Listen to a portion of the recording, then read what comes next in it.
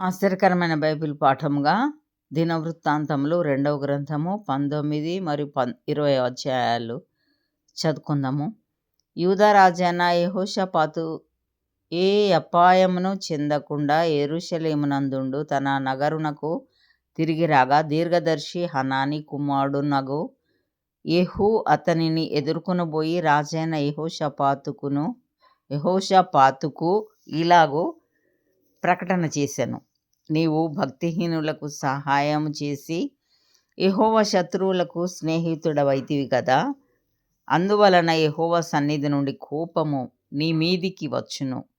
అయితే దేశంలో నుండి నీవు దేవతా స్తంభములను తీసివేసి దేవుని యొద్ద విచారణ చేయుటకు నీవు మనస్సు నిలుపుకొని ఉన్నావు. నీ అందు మంచి క్రియలు కనబడుచున్నవి. యెహోషాపాతు యెరూషలేములో నివాసము చేయుచు బెయేర్షెబా నుండి ఎఫ్రాయిము మన్యం వరకు జనుల మధ్యను సంచరించుచు వారి పితరుల దేవుడైన యెహోవా వైపునకు వారిని మళ్లించెను. మరియు అతడు ఆయా పట్టణములలో అనగా దేశమందు యూదా వారున్న బురుజులు గల పట్టణములన్నిటిలో న్యాయాధిపతులను నిర్ణయించి వారికి ఇలాగున ఆజ్ఞాపించెను. మీరు యెహోవా నియమమును బట్టియే గాని మనుషుల నియమమును బట్టి తీర్పు తీర్చవలసిన వారు కారు. ఆయన మీతో కూడా నుండును గనుక మీరు తీర్చు తీర్పు బహుజాగ్రత్తగా చేయుడి. యెహోవా భయము మీ మీద ఉండునుగాక. హెచ్చరికగా నుండి తీర్పు తీర్చుడి. మన దేవుడైన యెహోవా యందు దౌష్ట్యం లేదు. ఆయన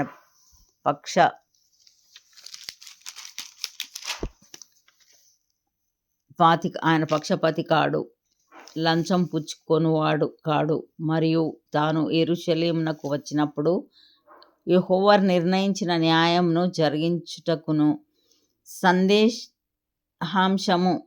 పరిష్కరించుటకును యెహోషాపాతు లేవీయులలోను యాజకులలోను ఇశ్రాయేలీయుల పితరుల ఇండ్ల పెద్దలలోను కొందరిని నియమించి వారికి ఇలాగున ఆజ్ఞాపించెను. యెహోవా యందు భయభక్తులు కలిగిన వారై నమ్మకముతోనూ యథార్థ మనస్సుతోనూ మీరు ప్రవర్తింపవలెను. నరహత్యను గూర్చియు ధర్మశాస్త్రమును గూర్చియు ధర్మమును గూర్చియు కట్టడలను గూర్చియు న్యాయవిధులను గూర్చియు ఆయా పట్టణములలో నివసించు మీ సహోదరులు తెచ్చు ఈ సంగతిని గాని మీరు విమర్శించునప్పుడు మీ మీదికిని మీ సహోదరుల మీదికిని కోపం రాకుండునట్లు వారు యెహోవా దృష్టికి ఏ అపరాధమును చేయకుండా వారిని హెచ్చరిక చేయవలెను. మీరలాగు చేసిన ఎడల అపరాధులు కాకయుందురు. మరియు ప్రధాన యాజకుడైన అమర్యా యెహోవాకు చెందు సకల విషయములను కనిపెట్టుటకు మీ మీద ఉన్నాడు. యూదా సంతతి వారికి అధిపతియు ఇష్మాయేలు కుమారుడు నగు జెబద్యా రాజు సంగతుల విషయములో పైవాడుగా ఉన్నాడు. లేవీయులు మీకు పరిచారకులుగా ఉన్నారు. ధైర్యం వహించుడి. మేలు చేయుటకై యెహోవా మీతో కూడా ఉండును. ఇది అయిన తరువాత మోయాబీయులను అమ్మోనీయులను మెయోనీయులలో కొందరును దండెత్తి యెహోషాపాతు మీదికి వచ్చిరి.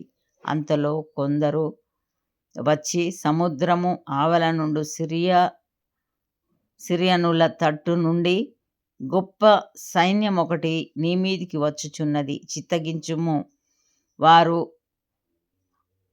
హససోన్ తామారు అను ఏన్గెదీలో ఉన్నారని యెహోషాపాతునకు తెలియచేసిరి. అందుకు యెహోషాపాతు భయపడి యెహోవా యొద్ద విచారించుటకు మనస్సు నిలుపుకొని యూదా యందంతటా ఉపవాస దినము ఆచరింపవలెనని చాటింపగా, యూదావారు యెహోవా వలని సహాయమును వేడుకొనుటకై కూడుకొనిరి. యెహోవా యొద్ద విచారించుటకు యూదా పట్టణములన్నిటిలో నుండి జనులు వచ్చిరి.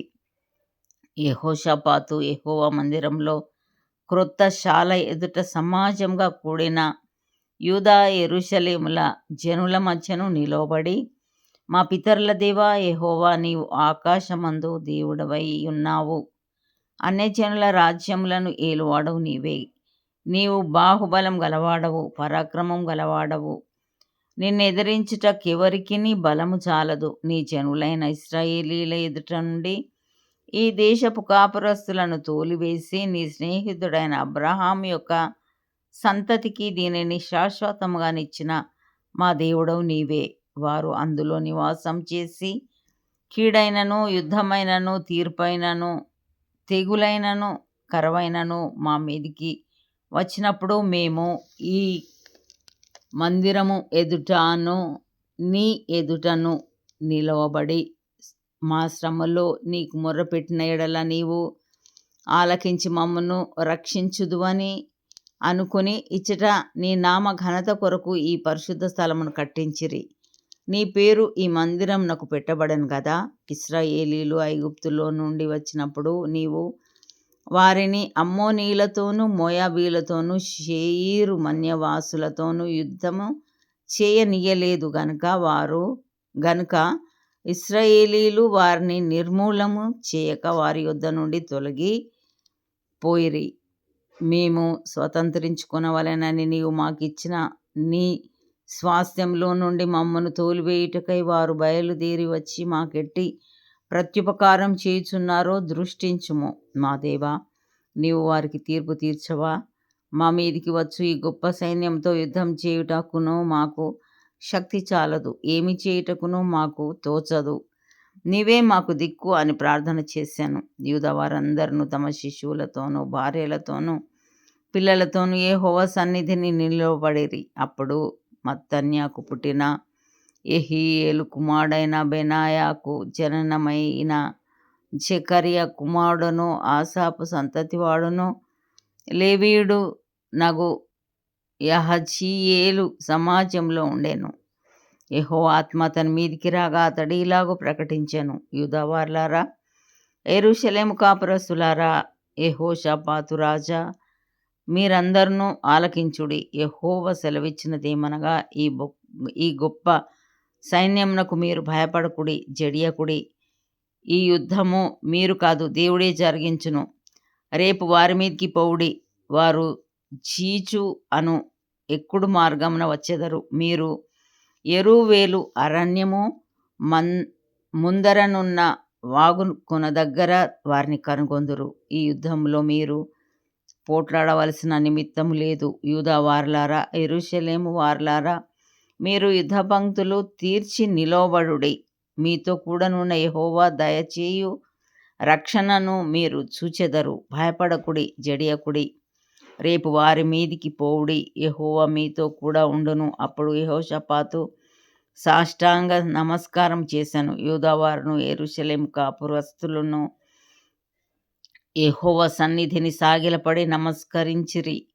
కహాతీయుల సంతతివారును కోరహీయుల సంతతివారునగు లేవీయులు నిలవబడి గొప్ప శబ్దంతో ఇశ్రాయేలీయుల దేవుడైన యెహోవాను స్తుతించిరి. అంతటా వారు ఉదయముననే లేచి తెకోవ అరణ్యమునకు పోయిరి. వారు పోవుచుండగా యెహోషాపాతు నిలవబడి, యూదావారలారా, యెరూషలేము కాపురస్తులారా, నా మాట వినుడి. మీ దేవుడైన యెహోవాను నమ్ముకొనుడి. అప్పుడు మీరు స్థిరపరచబడుదురు. ఆయన ప్రవక్తలను నమ్ముకొనుడి. అప్పుడు మీరు కృతార్థులగుదురని చెప్పెను. మరియు అతడు జనులను హెచ్చరిక చేసిన తర్వాత యెహోవాను స్తుతించుటకు గాయకులను ఏర్పరచి వారు పరిశుద్ధాలంకారములు ధరించి సైన్యము ముందర నడుచుచు యెహోవా కృప నిరంతరముండును, ఆయనను స్తుతించుడు అని స్తోత్రం చేయుటకు వారిని నియమించెను.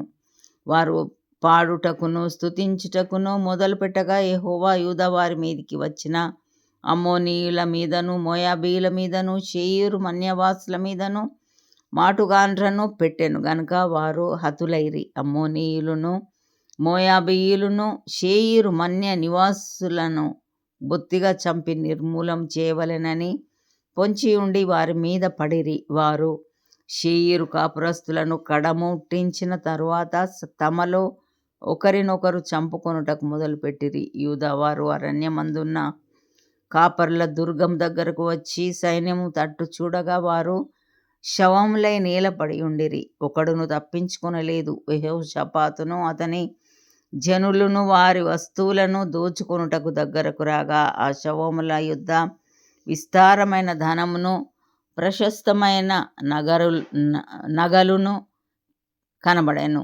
వారు తమకిష్టమైనంత మట్టుకు తీసుకొని తాము కొనిపోగలిగినంత కంటే ఎక్కువగా ఒలుచుకునిరి. కొల్లు సొమ్ము అతి విస్తారమైనందున దానిని కూర్చుటకు 3 దినములు పట్టెను. 4వ దినమున వారు బెరాకా లోయలో కూడిరి. అక్కడ వారు యెహోవాకు కృతజ్ఞతాస్తుతులు చెల్లించినందున నేటి వరకును ఆ చోటికి బెరాకా లోయ అని పేరు. ఇలాగున యెహోవా వారి శత్రువుల మీద వారికి జయము అనుగ్రహించి వారిని సంతోషపరచెను గనుక యెరూషలేమునకు ఉత్సవముతో మరలా వలెనని యూదా వారును యెరూషలేం వారును వారందరికీ ముందు యెహోషాపాతును సాగి వెళ్ళిరి. వారు యెరూషలేములోనున్న యెహోవా మందిరమునకు స్వరమండలములను సితారాలను వాయించుచు బూరలు ఊదుచూ వచ్చిరి. ఇశ్రాయేలీల శత్రువులతో యెహోవా యుద్ధం చేసెనని దేశముల రాజ్యముల వారందరూ వినగా దేవుని భయము వారందరి మీదికి వచ్చెను. ఈ ప్రకారము అతని దేవుడు చుట్టూనున్న వారిని జయించి అతనికి నెమ్మదిననుగ్రహింపగా యెహోషాపాతు రాజ్యము నిమ్మళముగా నుండెను. యెహోషాపాతు యూదా రాజ్యమును ఏలెను. అతడు ఏలనారంభించినప్పుడు 35 సంవత్సరముల వాడై యెరూషలేంలో 25 సంవత్సరములు ఏలెను. అతని తల్లి షిల్హీ కుమార్తె, ఆమె పేరు అజూబా.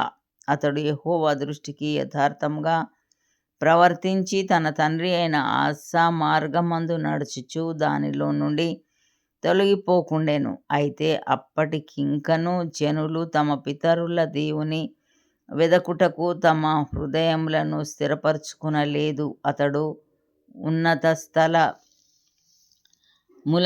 తీసివేయలేదు. యెహోషాపాతు చేసిన కార్యములన్నిటిని గూర్చి హనానీ కుమారుడైన యెహూ రచించిన గ్రంథమందు వ్రాయబడి ఉన్నది. ఈ యెహూ పేరు ఇశ్రాయేలు రాజుల గ్రంథమందు కనబడుచున్నది. ఇది అయిన తరువాత యూదా రాజైన యెహోషాపాతు మిక్కిలి దుర్మార్గంగా ప్రవర్తించిన ఇశ్రాయేలు రాజైన అహజ్యాతో స్నేహం చేసెను. ఆ తర్షీషునకు పోదగిన ఓడలను చేయింపవలెనని యెహోషాపాతు అతనితో స్నేహం చేయగా వారు ఎస్సోన్గెబెరులో ఆ ఓడలను చేయించిరి. అప్పుడు మారేషా వాడును దోదావాహు కుమారుడునగు ఎలియేజరు, నీవు అహజ్యాతో స్నేహం చేసుకొంటివి గనుక యెహోవా నీ పనులను భంగం చేయునని యెహోషాపాతు మీద ప్రవచనం ఒకటి చెప్పెను. ఆ ఓడలు తర్షీషునకు వెళ్ళజాలకుండా బద్దలైపోయెను. ఇంతటితో ఈ దినం కొరకైన బైబిల్ పాఠము సరి.